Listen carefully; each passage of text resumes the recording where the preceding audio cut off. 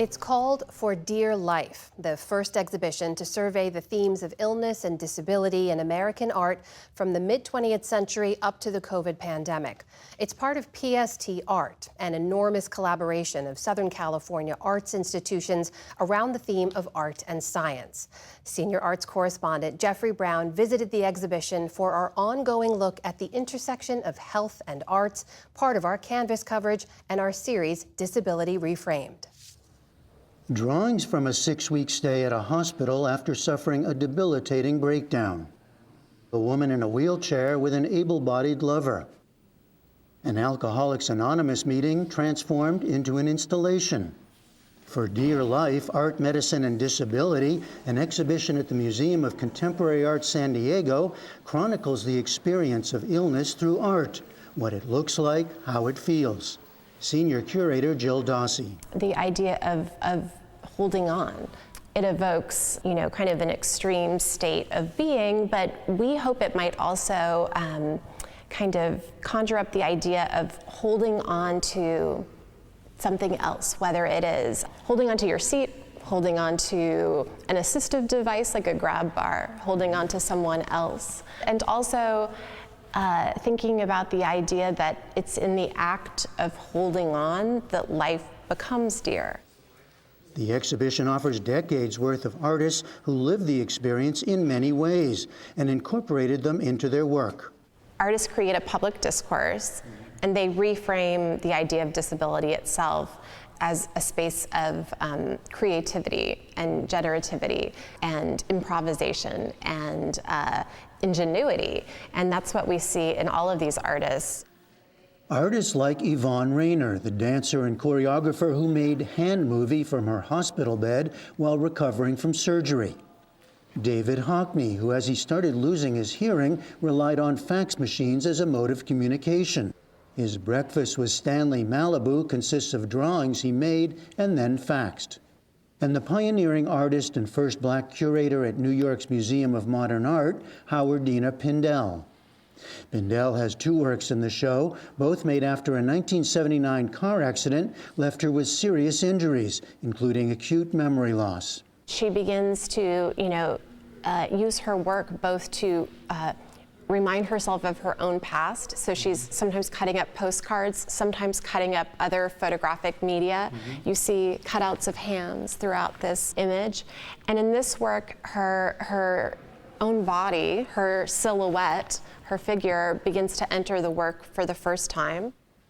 The exhibition highlights different periods in which artists responded to and raised awareness of societal ills and illnesses. AIDS, women's health, workplace and war injuries, the opioid crisis, all at the intersection of the rise of the disability rights movement. I'm deaf, hard of hearing. I wear hearing aids. I grew up in a hearing family, and I was integrated in hearing schools. The show also includes films like the 2023 documentary, The Tuba Thieves, by artist and filmmaker Allison O'Daniel. In a lot of ways, it's about a question of the ownership of sound, who gets to own it and who can take it. So the title of the film comes from the fact that tubas were stolen from 12 different high schools in Southern California. And when I heard the story, I identified with this potential experience that these band directors and high school students were having. The literal theft or loss of sound. Yeah. And then just, how they respond and react. And what they do to compensate, if they don't have the deepest, biggest sound. Being included in this historic show was meaningful for O'Daniel. Just to even walk through this exhibition, my voice is quivering because it's to see yourself in a history and in a lineage and contributing to these conversations that see ourselves as worthy of taking up some space and maybe redefining things, redefining sound and its value is remarkable to do as a deaf person. I've waited 25 years for a show as this one. In 1997, at age 44, the artist and then UC Berkeley art professor Catherine Sherwood had a cerebral hemorrhage, a type of stroke, paralyzing the right side of her body. The two large paintings in the show from 1999 and 2001 are among the first she was able to complete in the aftermath, working in a new way.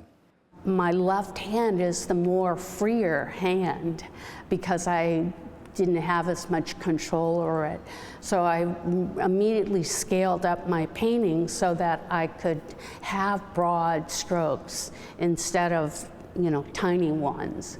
Relearning the whole process. Yes, to paint sitting down instead of standing up was part of it. Did you think about painting in a different way afterwards? Well, before I would think, when people would mention healing and art, I would just sort of like roll my eyes. And then I was in a situation where it absolutely was mandatory for me as a painter to explore what I was going through. She also started teaching in Berkeley's Disability Studies program, a class titled Art, Medicine, and Disability, from which this exhibition takes its subtitle. It's really an inside look, an inside perspective of embodiment, how your body affects your existence. The definition of disability is intentionally broad to signal affinities between a wide array of conditions, says Senior Curator Jill Dawsey.